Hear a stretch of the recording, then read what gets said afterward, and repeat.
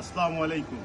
আমরা এখন আছি নাটোর জেলার সর্বপ্রথম শিক্ষার আলো ছড়িয়ে দেওয়ার জন্য এই পিএন স্কুলের সামনে, যেটা আপনার 1852 খ্রিস্টাব্দে তৈরি হয়, যার বর্তমান বয়স 173 বছর।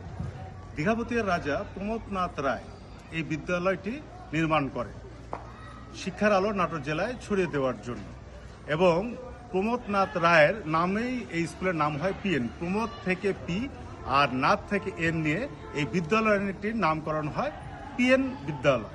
যদিও এখন এই বিদ্যালয়ের এই প্রশাসনিক ভবন ছাড়া আর অন্য কিছুই নাই, আর বাদবাকি যে পুরাতন অংশগুলো ছিল সংস্কার এবং অবহেলা অযত্নের কারণে যা ধ্বংস হয়ে যায়। এখন এটা এই পিএন স্কুলের সামনের অংশ, এই প্রশাসনিক ভবন, এই যে আপনারা দেখতে পাচ্ছেন যে এই প্রশাসনিক ভবনের এই অংশটুকুই এখন বর্তমান অবস্থিত আছে। আর যেটা পূর্বে বলেছিলাম যে বিভিন্ন অযত্ন অবহেলার কারণে এই বিদ্যালয়ের অন্যান্য অস্তিত্ব ধ্বংস হয়ে গেছে, যেটা অত্যন্ত দুঃখজনক।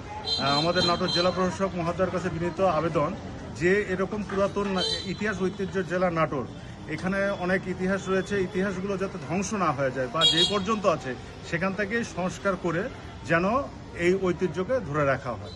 ধন্যবাদ।